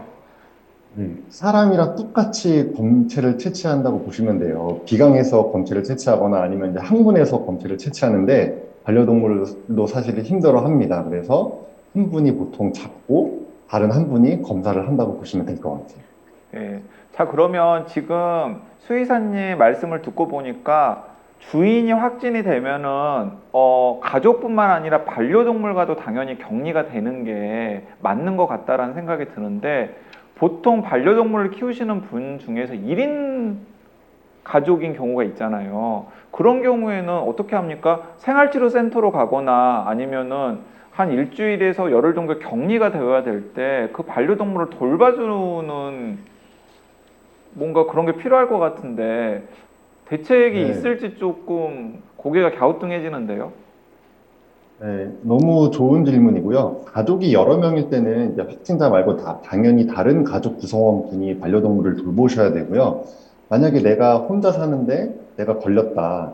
그러면 일단 뭐 친구나 뭐 지인이나 친척이나 이런 분들을 찾아보셔야 되고 반려동물을 맡길 곳이요.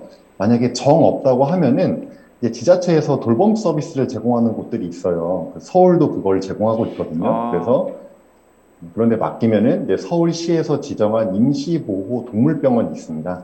거기에 이제 맡길 수가 있고요. 대신 비용은 좀 내셔야 돼요. 네. 이게 왠지 반려동물 키우시는 네. 분들 확진 많이 되시면 또 아, 여러 가지 또 고민들이 많이 되실 것 같다는 생각이 정말 드는데, 반려동물과 같이 살아보면 정말 친가족 같거든요. 네. 걔가 어디 가서 잘 지낼지 정말 걱정이 되는데, 그러면 그 반려동물 같은 경우에는 이렇게 가족과 보호자와 떨어져서 이렇게 서비스를 받다가 오면은 성격이 변하는 경우가 있진 않나요? 네, 근데 뭐 몇 달씩 가 있는 게 아니니까요. 뭐 일주일, 이주일 떨어져 있는 거니까요. 그런 경우는 별로 없을 것 같아서 걱정하지 않으셔도 되고요. 일단은 반려동물도 감염이 어쨌든 되긴 되고 또 뭐 사망 사례가 있기는 하지만 사람보다는 훨씬 지금 심하지 않거든요. 그래서 네. 일단 개고양이 키우시는 보호자분들은 너무 걱정은 안 하셔도 괜찮을 것 같아요. 네, 지금 막 질문들이 쏟아지고 있어요. 이게 너무 지금 네. 새로운 또 세계신가 네, 봐요. 네. 저도 너무 그래서 신기합니다. 네. 그러니까 뽀글이님께서는 와 신기하다, 검사 얼마예요? 아까 이 검사비는 따로 없다고 말씀을 하셨고요. 이 동물들이 가만히, 이영현님께서는 동물들이 가만히 있는지도 궁금해 하셨고, 그리고 너의 아저씨님께서는 직업이 수의사신데 약간 배우 같은 느낌이 있다고, 목소리도 좋으시고 약간 그 외모만 보면 미스터 트롯 탑 6 정도 진출하셨을 것 같은 느낌이 있다고. 아, 동의합니다. 감사합니다. 아, 네. 매우 동의합니다. 감사합니다. 네. 네, 그래서 그 이학본 수의사님 카메라 각도를 살짝만 조절해 주면 더 좋겠다고. 이게 네 맞습니다. 아, 이게 몸도 좋으시군요. 네, 아, 네. 외모만 잘생기신 아, 게 아니라 몸도 몸까지 좋으시군요. 좋다는. 네, 감사합니다. 네. 네, 알겠습니다. 자, 또 이런 질문도 있는데요. 그 궁금하셨나 봐요. 혹시 반려동물용 코로나 백신도 있나요? 라는 질문이 있네요. 네, 있습니다. 아, 있어요? 아, 네. 네, 오늘 정말 지금- 새로운 세계가 열리는군요. 아니, 있어요? 네, 있습니다. 일단 러시아가 개발한 백신이 있어서 러시아는 이미 반려동물에게 접종을 하고 있고요. 미국에서도 개발이 됐는데 미국은 여러분 파이자 아시잖아요. 네. 네, 파이자의 동물약품 부서가 있었는데 그게 분사를 해서 조에티스라고 하는 동물용 의약품 회사가 있습니다. 이제 네. 전신이 파이자죠. 거기서 이제 두 번째로 동물용 코로나19 백신을 개발을 해서 이제 반려동물은 사실 사람에게 전파시킬 우려가 없기 때문에 백신 접종 필요성이 좀 떨어지는데 사실 동물원이라든지 농장 이런 것들은 동물을 집단 사육하니까 동물끼리 그러네요. 전파시킬 우려가 있고 네, 그래서 이 조에티스에서 개발한 백신은 미국의 지금 동물원이랑 농장에서 접종을 하고 있습니다. 그리고 아, 세 번째 개발한 백신이 이제 우리나라에서 개발한 백신이 있습니다. 최근에 개발이 됐습니다. 와, 이거 진짜 새로운 세상이네요. 네, 근데 러시아가 먼저 개발했다고 하는 거 보니까 좀 러시아가 동물권이 좀 좋은 것 같습니다. 예전에 그 미사일도 걔가 먼저 하지 않았습니까?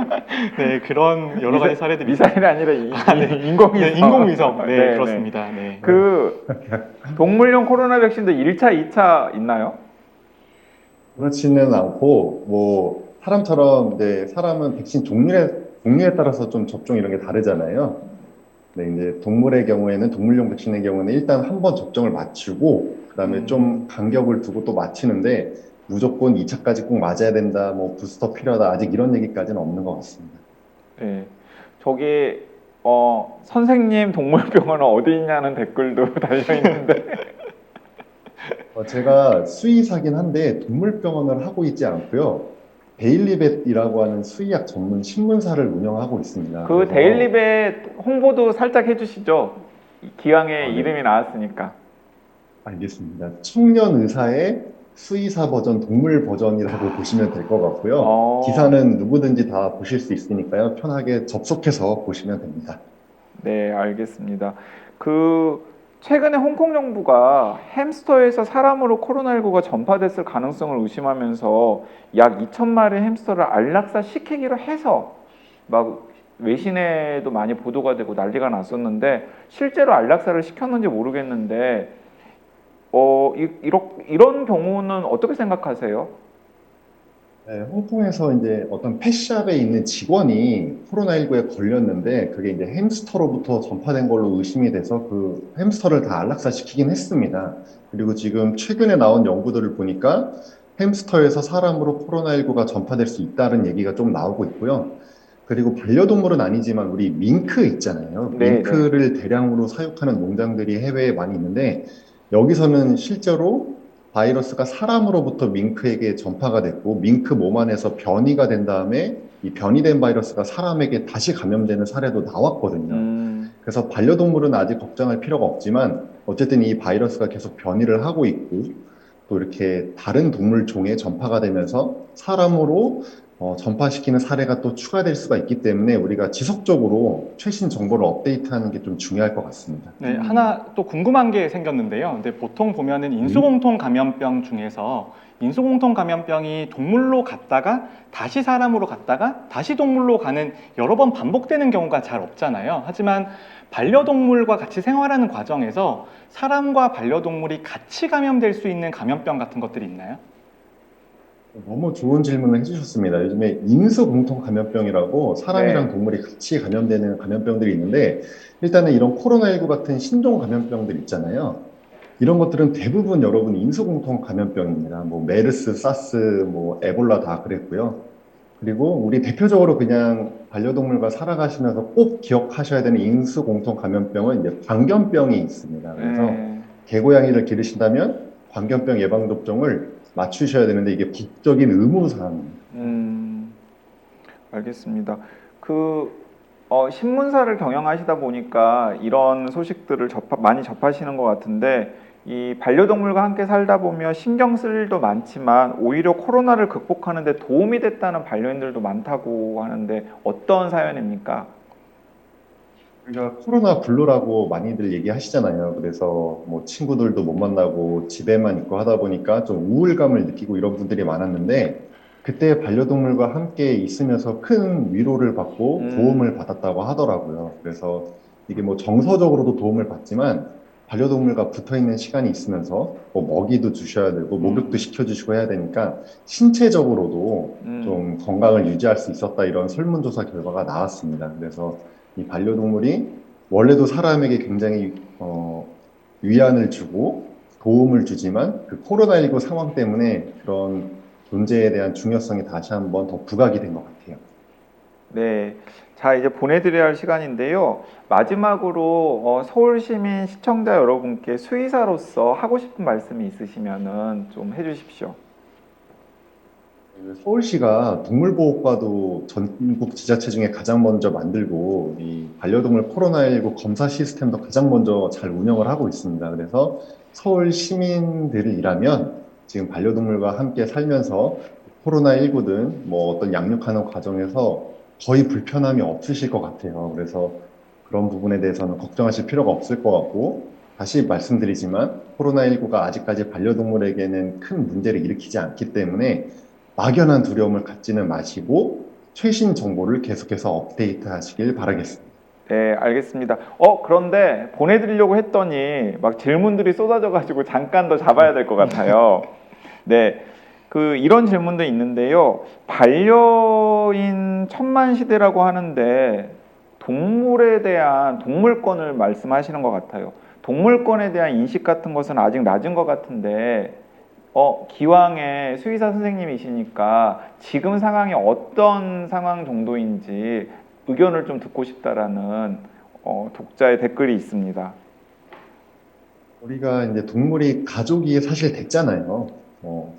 그런데 얼마 전까지 법적으로는 동물이 물건이었거든요. 그래서 마치 제가 어떤 물건을 부시면 물건값을 물어주면 되는 것처럼 반려동물도 그런 취급을 받았었습니다. 그래서 굉장히 인식이 많이 떨어져 있었는데 다행스러운 거는 작년에 이제 동물의 법적 지위가 생명으로 바뀌었습니다. 그리고 이제 동물보호법도 조금씩 강화가 되고 있거든요. 그래서 지금은 많이 부족하지만 시간이 지나면서 그런 인식 수준도 많이 올라갈 거라고 생각하고 있습니다. 네, 알겠습니다. 자, 스런님께서는 지금 막 질문들이 계속 지금 나와요. 이 펫산업이 엄청 발전을 하고 있는데 너무 돈벌이 같기도 해서 약간 눈살이 찌푸려지기도 한답니다. 신문사도 기자로도 활동을 하고 계시니까 특히 시민들 입장에서 주의해야 될 점들이 있는지도 궁금하다고 질문이 나왔네요. 네, 너무 좋은 질문입니다. 반려동물 시장이 뜬다 하니까 뭐 정말 대기업, 중소기업, 스타트업 할 거 없이 너무나 많은 분들이 뛰어 들어오는데 뭐 한 2, 3년 뭐 이것저것 해보다가 금방 포기하고 나가고 이러시는 분들도 많거든요. 네, 그래서 어떤 새로운 서비스나 제품이 나왔을 때 이 회사가 정말 반려동물을 생각해서 동물과 보호자들에게 도움이 되는 서비스를 만들었는지 아니면 정말 돈을 생각해서 뭐 반려동물 시장이 몇 조네 이런 얘기를 하는 회사인지 좀 구분하시면 좋을 것 같아요. 네, 알겠습니다. 그 수의사 선생님께서 책도 내셨대요. 반려동물을 생각한다. 반려동물과 이별한 사람을 위한 책. 고양이님 저랑 살만하신가요? 자, 근데 그러고 보니까 수의사님은 어떤 반려동물과 함께 하시는지도 궁금한데요. 네, 지금은 저는 14살 고양이와 함께 살고 있습니다. 14살이면 굉장히 오래 산 거네요. 오래 산 고양이 아닌가요? 네, 사람으로 치면 이제 거의 70, 80이 됐다고 보면 되죠. 건강 상태는 어떻습니까? 건강 상태는 좀 괜찮은 것 같습니다. 이제 비뇨기 쪽에 문제가 있기는 한데요. 그거 빼고는 아직까지 잘 건강하게 살고 있습니다. 네. 제가 지금 오래 산 고양이 이야기를 하니까 바로 한 시청자께서 국내 최장수 고양이는 몇 살인지 혹시 아시냐고 물어봤는데 네, 이게 뭐 비공식적이긴 한데 네. 알고 20 계셔. 몇 살까지 산 고양이가 얼마 전에 이제 죽었다는 그런 뉴스 보도가 있긴 해서 저도 그거를 보고 20 몇 살 산 고양이도 있구나라는 걸 알게 됐습니다. 네, 지금 여러분들께서 그 운영하시고 또 기자로 활동하시는 매체에 꼭 접속해서 확인하고 싶다고 데일리벳이라고 검색 사이트에서 치면 되는 건가요? 네, 맞습니다. 그 데일리벳은 무슨 뜻인지도 조금 소개를 해주시면 더 기억에 잘 남을 것 같습니다. 영어로 이제 수의사라는 뜻입니다. 그래서 우리나라 말로 하자면 일간 수의사 같은 느낌이죠. 네. 청년의사랑 거의 네. 일치하네요. 네, 알겠습니다. 좋습니다. 네, 바쁘신데 시간 내주셔서 너무나 감사드리고요. 다음에 또 다른 자리에 모셔가지고 더 깊이 있는 이야기 들어보도록 하겠습니다. 오늘 너무나 훈남으로 화면에 나오셔서 좋은 말씀 들려주셔서 너무나 감사합니다. 감사합니다. 감사합니다. 네, 감사합니다. 네, 지금까지 수의사이자 데일리벳 기자이신 이학범 수의사님 연결해서 코로나 시대의 반려동물의 안전과 건강에 대해서 알아봤고요. 지금 또 훈훈한 소식인데 네. 아까 우리랑 이야기를 나눴던 김대중 교수님께서 채팅창에서 상담을 해주시고 계시다고. 네, 오늘 왜 이렇게 진 기분인지 모르겠습니다. 여기 네, 외모순위 알겠습니다. 1등인 줄 알고 왔는데 경쟁자를 섭외하실 줄이야. 자, 이제 약간 화제를 바꿔서요. 자, 이번에는 불안하고 우울한 코로나 블루 시대에도 이곳저곳에서 발견되는 긍정적인 사회 현상, 기분 좋은 시그널들을 찾아보는 코너 코로나 핑크 시간입니다. 제가 지금 이거 3번째 사연인데 네. 이거 코로나 핑크는 첫 번째 날 한 번 하고 못했거든요. 자, 먼저 사진 보겠습니다. 10년간 서울시에 접수된 기탁 물품의 연도별 금액과 건수를 지금 보여주는 것 같은데요. 네. 자, 이 코로나 시대에 거리두기를 우리보다 나에 집중하던 시기였는데 그래서 나눔이나 봉사 같은 이타심에 대해서는 좀 소홀해진 게 아닌가 싶기도 한데 정 교수님 보셨으니까 데이터 다루시는 분이니까 바로 감 잡으셨을 것 같은데 네. 코로나 이후에 기부가 늘었습니까? 줄었습니까? 근데 일단 저런 그래프를 보면은 저는 그래프 그리는 거가 정말 꼼꼼하게 보거든요. 네. 상당히 불편한 부분들이 있습니다. 세로축에 단위가 없고요. 그리고 가로축에 저게 저런 식보다 더 잘 표현해주는 방법이 있었을 텐데 어쨌거나 금액으로 보면 늘어난 거고 그 다음에 건수로 보면 건수가 같으니까 건당 기부 금액이 늘었다 이런 식으로 해석할 수 있지 않을까요? 코로나 이후에 기부는 오히려 늘었다고 합니다. 네네. 그러니까 어려울 때일수록 돕고 나누는 게 우리 국민들의 저력인 것 같은데요. 자, 특히 2019년부터 기탁금품이 증가한 것으로 나타나고 있는데 우리나라의 이 기부 관련해서 상징이 그 사회복지 공동 모금회 네네. 사랑의 열매잖아요. 네네. 이 사랑의 열매 사회복지 공동 모금회도 비슷하다고 합니다. 자, 두 번째 사진도 보여주시죠. 네, 실제로 이 사랑의 열매 올해 나눔의 온도 역시 그 어느 때보다 뜨거웠다고 하는데요. 최근 2월에 집계한 내용에 따르면 코로나 전인 2018년에서 2019년에는 연간 모금액이 5천억 원대에서 6천억 원대 정도였는데 코로나 이후 2020년에서 2021년에는 7천억 원대에서 8천억 원대로 늘어났다고 합니다. 근데 연말에 최근에 기사를 보면은 기부 건수가 많이 줄어들었다 이런 이야기들이 많았었는데 실제로 보니까 훨씬 더 늘어난 것 같네요. 자, 그런 것 같습니다. 그러니까 나눔 온도가 꽁꽁 얼어붙었다라는 네. 기사들이 나오니까 아마 그 기사도 사회복지 공동 모금회에서 약간 일종의 전략적인 메이드한 게 네. 아닐까. 그런 뭐 어쨌든 뭐 좋은 일이니까요. 그래서 그 네네. 기사를 보고서 코로나 시대에 이웃들과 나눠야 되겠다라고 하는 의지를 보이신 상대적으로 여유가 있으신 분들이 더 적극적으로 지갑을 연 게 아닌가라는 생각도 네, 해봅니다. 저도 드릴 말씀이 몇 가지가 있습니다. 네. 저도 최근에 기부를 하나 큰 걸 했습니다. 큰 걸 했는데 어떤 기분가요? 저희 학생들이 그 UCC를 예전이시면 UCC죠. 유튜브로 어떤 전문가를 인터뷰를 해서 그 전문가들의 진로를 탐색하는 그런 인터뷰가 있었거든요. 근데 그 인터뷰를 경쟁 대회에 출품을 했는데 상금을 받은 거예요. 근데 제가 인터뷰를 해줬거든요. 네. 근데 그거를 그 학생들이 코로나19 치료를 위해서 기부를 하고 싶다는 거죠. 그러니까 너무 마음이 따뜻하고 귀엽잖아요. 그래서 저도 똑같은 매칭을 해서 기부를 했습니다. 그러니까 학생들이 얼마 모았고 정 교수님은 얼마 매칭하셨어요? 네. 액수는 1대1로 했다. 매칭의 비율만 전달드리겠습니다. 아니 원래 그 금액을 밝히는 게 중요하잖아요. 저 월급의 한 절반 정도 했습니다. 와, 그러면 엄청 많은 거네요. 근데 너무 크진 않아서 네. 그냥 부끄럽지만 말씀을 드렸습니다. 그 최근에 정 교수님 상 받으셨다고 하던데? 상이요? 네. 없는 것 같습니다. 아닌가요? 네, 제가 상 받은 적 있나요? 상 받은 게 아닌데 그게 그거구나. 가천대학교 의과대학 학생들이 네네. 그 교내 영상 공모전의 최우수상 네, 그거를 받아서 네. 거기가 출연진이 저였죠. 그래서 네. 거기서 상금이 나온 거를 이제 제가 같이 기부를 했습니다. 네. 사실 최근에 큰 상 받은 분은 따로 있죠. 신희철 교수님. 네, 금요일 날 그 우리 나왔던 신해철 교수님께서 큰 상을 받으셨는데 그 상 이름이 중요한 게 아니라 아산의학상입니다. 아산의학상. 네, 아산의학상을 아산의학상인데 받으셨습니다. 저는 깜짝 놀랐잖아요. 상금이 3억 원. 네, 제가 신희철 교수님 뵐 때마다 고기를 얻어 먹으려고 항상 노력을 하고 있습니다. 그런데 그 후문으로 듣기에는 이게 정확하지는 않습니다. 후문으로 듣기에는 정작 신해철 교수님 주머니에는 남아있는 게 거의 없다. 왜요? 왜냐하면 이게 상금이 3억 정도가 되면은 지금 우리 주제랑도 딱 맞는데 기부를 하셔야 되는 일들이 되게 많나 봐요. 그래도 돈 받고 기부하는 게 훨씬 더 기분이 좋을 것 같습니다. 저처럼 상을 못 받는 것보다는요. 네, 알겠습니다.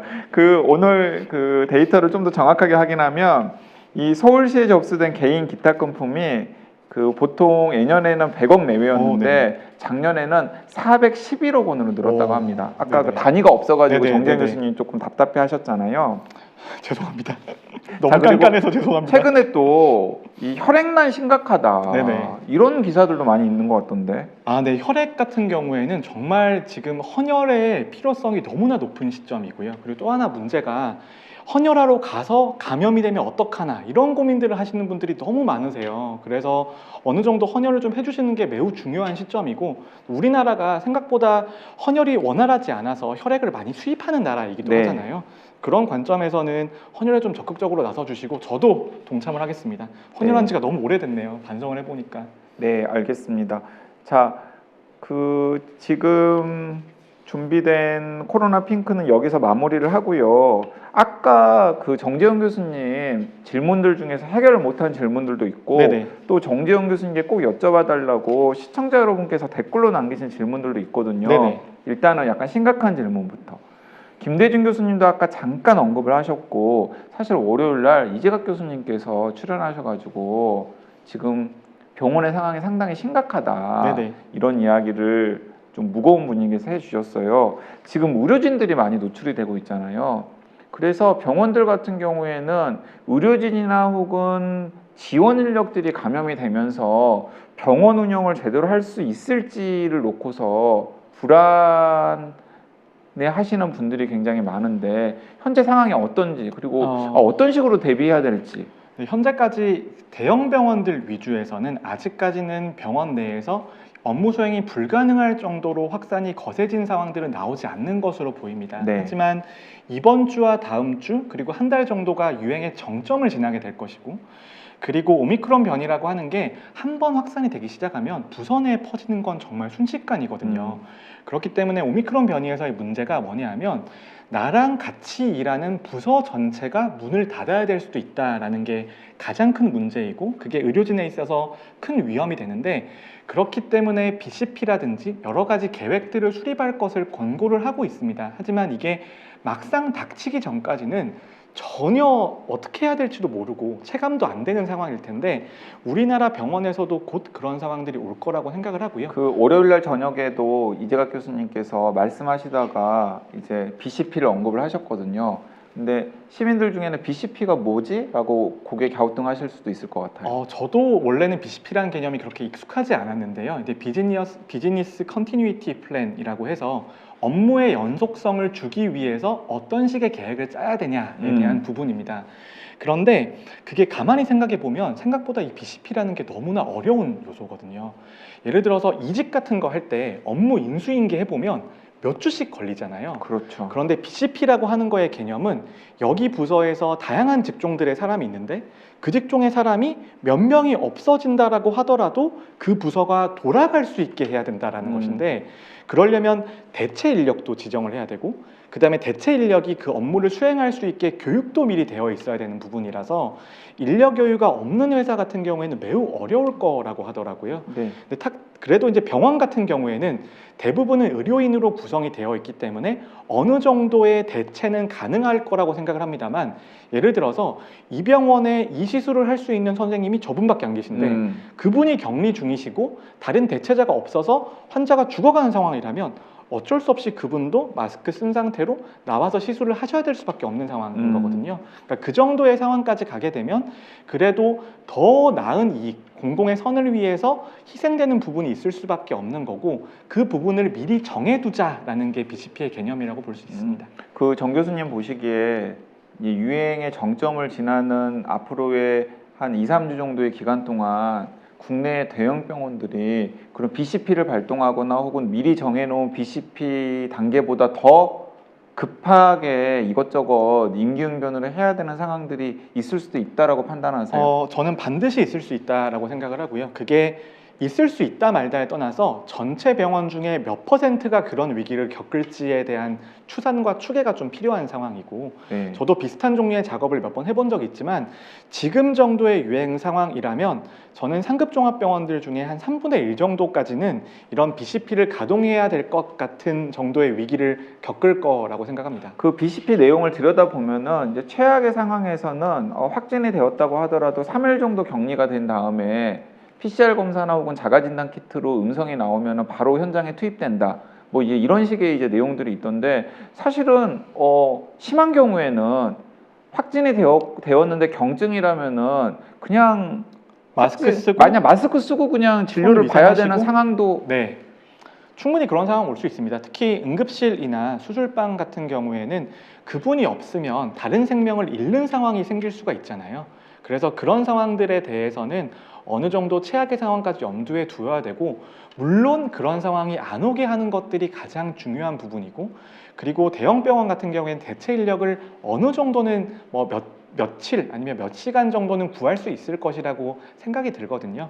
거기서는 저는 큰 문제가 없는데, 하지만 항상 우리가 대형 병원 위주로만 생각을 하잖아요. 지금 더 큰 문제는 중소규모 병원에서의 업무 연속성 계획이랑 개인 의원급에서의 업무 연속성 계획을 세우는 것들도 매우 중요해 보입니다. 저도 제 친구들 중에 지금 개원하고 있는 친구들도 많고, 그 다음에 현장에서 중소형 병원에서 일하고 있는 동료들도 많거든요. 그런데 중소형 병원 같은 경우에는 예를 들어서 신장 투석실에 의사가 한 분이에요. 근데 투석은 돌아가야 돼요. 네. 그런 경우에는 어떻게 업무 연속성을 유지할 것인가에 대한 고민들이 반드시 필요한 부분이고, 이 부분은 병원 자체적으로 해결이 어렵기 때문에 정부에서 어느 정도 이런 필수적인 의료시설에 대해서 순환 계획이나 지원 계획 같은 것들을 마련할 필요는 있는 것이죠. 근데 지금 마련할 필요가 있다라고 말씀을 하시니까 좀 불안한데 아직까지는 계획이 없다는 거잖아요. 네, 우리나라가 참 임기응변에 네, 항상 그렇게 돌아가는 나라인데 어느 정도 대응 여력과 준비가 되어 있긴 한데요. 근데 이게 준비를 계획하고 있는 것과 실제로 그 상황이 돌아가고 있는 것은 차이가 있거든요. 예를 들어서 공중보건의사나 아니면 군의관들 중에서 어느 정도 그분들의 양해를 구하고 잠깐 투입하는 형태를 취할 수도 있는 것이고, 아니면 근처 병원에 환자를 봐달라고 이송할 수 있는 것도 가능성이 있기 때문에 그런 것들은 지자체 단위에서도 좀 챙겨주셔야 돼요. 중앙정부에서 다 챙기기가 어려울 수가 있거든요. 자, 이런 것도 저는 좀 걱정이 되던데, 그 병원 말씀을 이재갑 교수님도 하시고 정지영 교수님도 하셨는데, 저는 병원도 병원이지만 사회 필수 시설들 있잖아요. 네. 뭐 경찰서라든가 네네. 뭐 소방서라든가, 아니면 뭐 그런 분들이 확진이 되었는데 순식간에 오미크론 변이가 퍼져가지고 그냥 경찰서, 파출소 한 곳이 다 격리가 된다거나, 네네. 아니면 소방서의 한 지소가 다 격리가 되어가지고 119를 불렀는데도 그 지역은 출동을 못하는 상황이 생긴다거나, 네네. 이런 일들이 생길 수 있잖아요. 네, 저는 가장 우려가 되는 부분이 일단 소방서, 그 다음에 119 구급대원들에서 구급 서비스가 잘 이루어지지 않을 가능성이 가장 우려가 되고, 그리고 제가 이런 회사들에 대해서도 이런 BCP가 필요하다는 이야기를 예전부터 해왔었거든요. 예를 들어 방송국 같은 경우. 네, 방송국도 그렇고, 그 다음에 제가 가장 큰 문제가 되는 것이, 미국도 똑같은 문제가 있었는데 지금 우리나라를 돌리는 힘 중에 가장 중요한 것들 중에 하나가 물류 산업이에요. 그러니까 물류 산업이 중단될 경우에는 편의점에 물건이 안 들어오고 마트에 물건이 안 들어오게 됐을 때 그게 영향이 전체적으로 퍼질 수밖에 없기 때문에 저는 물류 시설에 있어서의 BCP가 매우 중요한 부분 중에 하나라고 그러네요. 생각합니다. 네. 이게 지금 물류가 어쨌든 간에 우리 코로나19 팬데믹 2년 동안 그래도 사회가 큰 문제 없이 돌아갔던 건 사회 필수 시설 플러스 물류가 제대로 돌아갔기 때문에 큰 네네. 문제가 없었던 건데, 물류가 제대로 안 되면은 심각한 문제가 생길 수 있다라는 생각이 드네요. 자, 그리고 시청자 여러분께서 정재영 교수님께 질문 주셨는데요. 저 양성 받은 사람이랑 밥 먹었는데 음성이 나왔다고. 이게 저의 면역 기능이 좋은 건가요? 아니면 이 검사가 문제가 있는 건가요? 라는. 정말 너무나 어려운 질문이신데요. 일단 접촉의 강도가 강하지 않았을 가능성이 하나가 있고, 두 번째로는 백신 접종을 하셨다면 백신 접종의 감염 예방 효과가 작동했을 가능성도 있고요. 그리고 백신 접종을 하지 않으셨더라면 여러 가지 몸의 기능에서 감염까지 이어지지 않았을 가능성도 있고요. 그 다음에 지금 사용하고 있는 신속 진단 검사 같은 경우에는 검사의 성능 문제 때문에 무증상인데 발견이 안 되셨을 가능성도 있고요. 정말 무한한 가능성이 있으신 것 같습니다. 네. 또 어려운 질문도 있어요. 네. 외국은 마스크를 점점 벗는 것 같던데 우리나라는 언제 마스크를 벗게 될까요? 저도 이거는 꼭 말씀드리고 싶은 주제 중에 하나였는데요. 저는 방역만을 위해서 존재하는 건 아니거든요. 저는 방역 조치라고 하는 것은 풀 수 있는 환경이 돼서 위험성이 제거가 되면 그 즉시 없어져야 된다라고 생각하는 사람인데, 저는 유행 정점이 지나가서 3월 중순이나 말 정도가 되면 실외 마스크 정도부터는 저는 적극적으로 해제할 수 있다고 생각을 합니다. 그러니까 3월에 유행 정점이 지나고 나면 한 네네. 3월 중순 이후나 4월 정도부터는 네네. 실외 마스크 정도는 네, 전 해제할 수 있다고 봅니다. 그리고 그런 방역 정책을 우리가 뭐를 더 할 건가를 생각하는 게 아니라 뭐를 뺄 수 있을 것인가에 대한 고민이 저는 매우 중요하다고 생각을 하고요. 그리고 이제 저희가 몇 번 설명을 드렸는데, 우리나라의 방역 정책이라고 하는 것이 너무 디테일에 집착하는 측면이 있어요. 네. 그래서 예를 들어서 예전에 그런 것도 있었잖아요. 헬스장에서 나오는 음악의 BPM을 정한다. 맞아. 그래서 그거 외신에도 막 기사 나와가지고 약간 한국은 헬스장 음악 BPM까지도 규제한다. 근데 그게 정말 규제 일변도의 사고방식이거든요. 그래서 저는 그런 너무 세세한 방역 정책에 있어서는 국민들의 생활에 너무 낮은 수준까지 개입하는 건 저는 아니라고 생각을 하고 전체적인 가이드와 그리고 방역 정책의 일치성을 주는 형태로서 정리를 계속해서 해야 된다라고 생각을 했는데 그런데 이거는 저희의 책임이기도 하고 정부 당국의 책임이기도 한데 지금 우리나라가 방역을 2년 동안 하면서 붙어 있는 시스템들이 너무 많아요. 너무 많아서 그걸 언젠가는 좀 정리를 해야 된다라는 생각을 가지고 있고 저는 이번 한두 달 정도, 이번 일주, 2주 정도 사이에 쳐낼 수 있는 것들을 많이 쳐내야 된다고 생각합니다. 네, 정 교수님, 그 3월 9일이 대선이잖아요. 네네. 그 대선 때 오후 6시부터 7시 30분까지 확진자들이 투표할 수 있는 투표소를 네네. 운영하는 것으로 지금 방침을 정하고 여러 가지 후속 조치들을 지금 진행 중인데 사실은 이 플랜을 그 자문하는 데도 참여를 하셨죠? 네, 조금 참여했습니다. 네. 네, 그 또 아니 확진 환자들이 이렇게 밖에 나와서 투표를 하게 되면은 방역 상황에 좀 문제를 초래하는 것 아니야라고 걱정하시는 분들이나 혹은 그런 기사를 내는 언론들이 네네. 있더라고요. 저는 그래도 이제 방역과 의료의 관점을 떠나서 민주주의 사회에서 가져야 되는 가장 필수적인 가치가 있다고 생각을 하고요. 그 가치 중에 하나가 참정권이라고 생각을 합니다. 그렇기 때문에 참정권을 최대한 보장할 수 있는 방안을 우리가 만들어내야 되는 것이 의무인 거고요.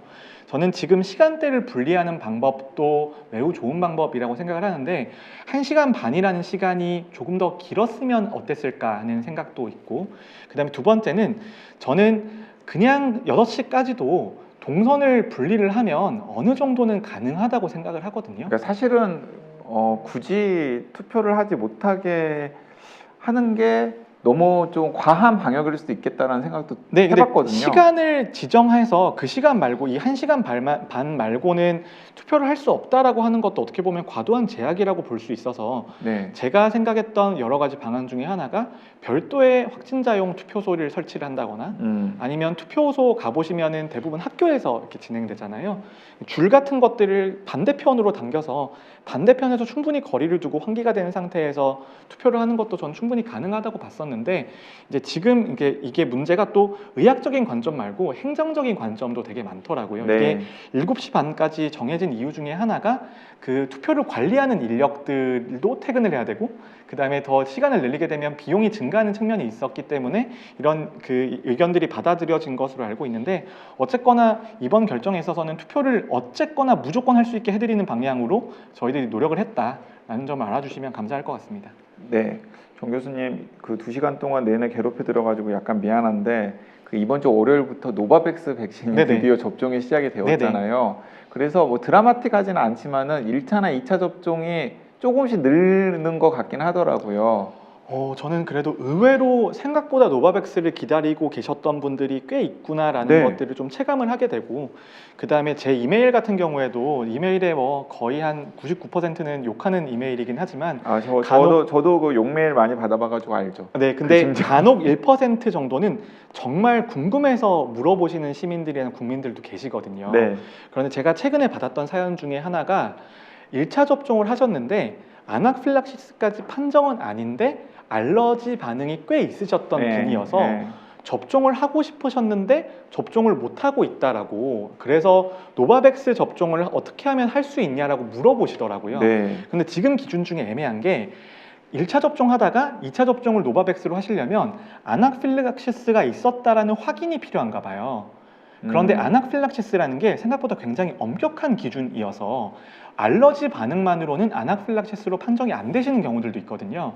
저는 그런 분들에 대해서는 조금 전향적으로 노바백스 접종을 권고해 드리고 접종의 길을 열어드리는 게 매우 도움이 될 수 있다고 생각합니다. 그 정재영 교수님 한 시청자께서 혹시 개인 팟캐스트 채널 같은 거 운영하시냐고 최근에 사연을 받았다고 하셔서 팟캐스트요? 아니요. 저는 항상 이메일로 누가 물어보시면 이메일을 항상 꼼꼼히 잘 봐요. 그래서 도움이 필요하면 답변을 꼬박꼬박 드리려고 노력을 하고 있습니다. 그게 제 의무라고도 생각하고 있죠. 자, 이 방송을 보시는 서울 시민 여러분들 중에서도 정재영 교수님께 혹시 진짜 이 방송에서 해결하지 못한 궁금증이 있으면은 정중하게 정재영 교수님 이메일을 검색해서 보내면 정 교수께서 앞에다가 이거 머릿말 같은 거 해서 아, 네. 그렇게 주셔도 되고요. 코안심 TV 이런 걸로 해가지고 그런데 지금 이메일에 금지어 필터가 상당히 많이 걸려 있거든요. 네네. 그래서 단어 선택에 좀 유의하셔야 되고 그 다음에 욕이 들어가 있으면 거의 대부분 필터링이 되신다라는 점을 꼭 알아주시면 감사하겠습니다.